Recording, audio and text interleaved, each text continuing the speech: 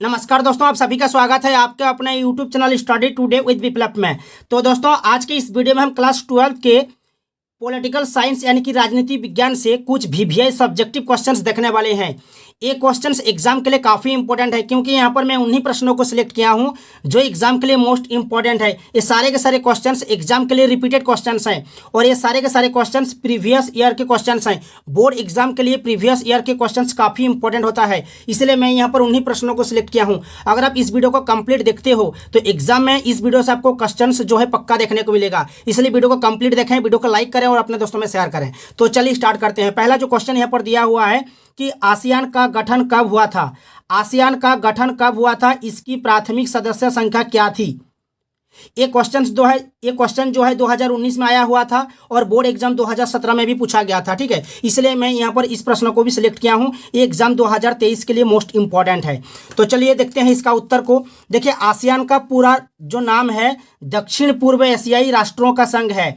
ASEAN का पूरा नाम आपको लिखना है दक्षिण पूर्व एशियाई राष्ट्रों का संघ। इसे आप इंग्लिश में भी लिख सकते हो। इंग्लिश में लिखने के लिए आपको लिखना पड़ेगा association of south east Asian Nations. ठीक है,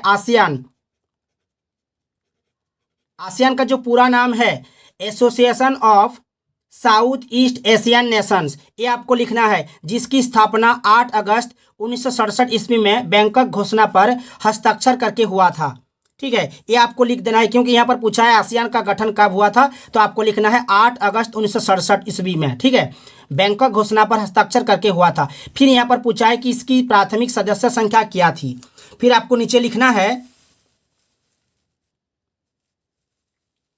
इसके प्राथमिक सदस्यों की संख्या 5 थी।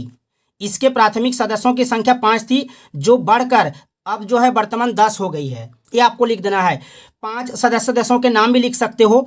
ये 5 देश है मलेशिया, इंडोनेशिया, सिंगापुर, थाईलैंड तथा फिलीपींस। ठीक है, ये 5 देश है मलेशिया, इंडोनेशिया, सिंगापुर, थाईलैंड तथा फिलीपींस। ये आपको लिखना है। बाद में ये बढ़कर 10 हो गई। फिर यहाँ पर 5 देशों के नाम दिया हुआ है ब्रुनेई, वियतनाम, लाओस, म्यांमार, जिसे हम बर्मा भी कहते हैं, तथा कंबोडिया के शामिल होने से इसकी संख्या जो है 10 हो गई। ये भी आप लिख सकते हो। देशों के नाम भी लिख सकते हो, या तो डायरेक्ट आप लिख सकते हो कि इसकी प्राथमिक सदस्यों की संख्या 5 थी, बाद में बढ़कर इसकी संख्या जो है 10 हो गई। ये आप लिख सकते हो। ठीक है, देशों के नाम भी आप लिख सकते हो। ठीक है, तो चलिए नेक्स्ट क्वेश्चन देखते हैं। नेक्स्ट जो क्वेश्चन यहाँ पर दिया हुआ है, आसियान का पूर्ण रूप लिखें, इसके सदस्यों की संख्या कितनी है। ये भी 2016 में पूछा गया था और 2014 में भी पूछा गया था।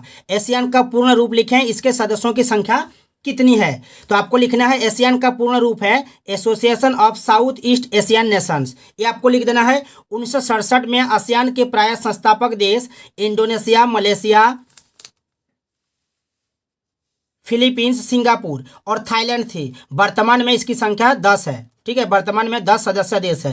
ये आपको लिख देना है। एक बार पहले जो क्वेश्चन में मैंने बताया, वहां पर क्वेश्चन था आसियान का गठन कब हुआ था, इसकी प्राथमिक सदस्य संख्या क्या थी। और यहाँ पर जो क्वेश्चन है आसियान का पूर्ण रूप लिखें, इसके सदस्यों की संख्या कितनी है। सेम क्वेश्चन है, बट थोड़ा चेंजिंग है। चेंजिंग क्या है कि वहाँ पर पूछा था आसियान का गठन कब हुआ था और यहाँ पर पूछा है कि आसियान का पूर्ण रूप लिखें। बस ये चेंज है। ठीक है, तो ये दोनों क्वेश्चंस जो है एग्जाम के लिए मोस्ट इंपॉर्टेंट है, दोनों को याद रखिएगा, एग्जाम के लिए काफ़ी इंपॉर्टेंट है। नेक्स्ट जो क्वेश्चन यहाँ पर दिया हुआ है कि भारत के पहले राष्ट्रपति और वर्तमान राष्ट्रपति के नामों को लिखें। ठीक है, ये एग्जाम में पूछा जाता है। भारत के पहले राष्ट्रपति कौन थे और वर्तमान राष्ट्रपति कौन है। तो आपको लिखना है भारत के प्रथम राष्ट्रपति, भारत के पहले राष्ट्रपति डॉक्टर राजेंद्र प्रसाद थे और भारत के जो वर्तमान राष्ट्रपति हैं श्रीमती द्रौपदी मुर्मू है। ठीक है, ये आपको लिख देना है, एग्जाम के लिए मोस्ट इंपॉर्टेंट है। चलिए नेक्स्ट क्वेश्चन देखते हैं। चौथा जो क्वेश्चन है यहाँ पर मैं सिलेक्ट किया हूँ, मार्शल योजना की क्या उद्देश्य थी। मार्शल योजना के क्या उद्देश्य थे। ये क्वेश्चन 2019 में आया हुआ था और बोर्ड एग्जाम 2017 में भी आया हुआ था। ठीक है, इसलिए मैं यहाँ पर इस प्रश्न को भी सिलेक्ट किया हूँ। तो इसका उत्तर आपको देना है कि द्वितीय विश्व युद्ध ने अमेरिकी प्रभाव वाले पश्चिमी यूरोपीय देशों की अर्थव्यवस्था को ध्वस्त कर दिया था। सन 1947 ईस्वी में अमेरिका राज्य सचिव जॉर्ज सी मार्शल ने पश्चिमी यूरोपीय पुनरुद्धार की एक योजना बनाई, जो मार्शल योजना के नाम से प्रसिद्ध हुआ। आपको लिखना है द्वितीय विश्व युद्ध ने अमेरिकी प्रभाव वाले पश्चिमी यूरोपीय देशों की अर्थव्यवस्था को ध्वस्त कर दिया था। सन 1947 ईस्वी में अमेरिका राज्य सचिव जॉर्ज सी मार्शल ने पश्चिमी यूरोपीय पुनरुद्धार की एक योजना बनाई जो मार्शल योजना के नाम से प्रसिद्ध हुआ। इसका उद्देश्य क्या है? इसका उद्देश्य भी आपको लिखना है कि मार्शल योजना का उद्देश्य है कि पश्चिमी यूरोप की अर्थव्यवस्थाओं में नए प्राणों का संचार करना ताकि प्रमुख बाजार खोले जा सके। ये आपको लिखना है, पश्चिमी यूरोप की अर्थव्यवस्थाओं में नए प्राणों का संचार करना ताकि प्रमुख बाजार खोले जा सके। और दूसरा आपको उद्देश्य लिखना है कि अमेरिका के 16 मित्र राष्ट्रों की युद्धोत्तर गरीबी की समस्या को दूर करना, चूंकि गरीबी साम्यवाद को जन्म देती है। अमेरिका के 16 मित्र राष्ट्रों की युद्धोत्तर गरीबी की समस्या को दूर करना, चूंकि गरीबी साम्यवाद को जन्म देती है, अतः अमेरिकी सरकार ने इसे गंभीरता से लेने का निर्णय लिया। ये आपको 2 उद्देश्य लिख देना है। ठीक है, चलिए नेक्स्ट क्वेश्चन देखते हैं। 5वां जो क्वेश्चन यहाँ पर मैं सिलेक्ट किया हूँ, ताड़ी विरोधी आंदोलन। भारत में किस वर्ष और किस राज्य में ताड़ी विरोधी आंदोलन शुरू हुआ था? ये एग्जाम के लिए मोस्ट इंपॉर्टेंट है। ठीक है, भारत में किस वर्ष और किस राज्य में ताड़ी विरोधी आंदोलन शुरू हुआ था? आपको लिखना है ताड़ी विरोधी आंदोलन आंध्र प्रदेश में 90 के दशक के प्रारंभ में शुरू हुआ था। ताड़ी विरोधी आंदोलन आंध्र प्रदेश में 90 के दशक के प्रारंभ में शुरू हुआ था। ये आपको लिख देना है।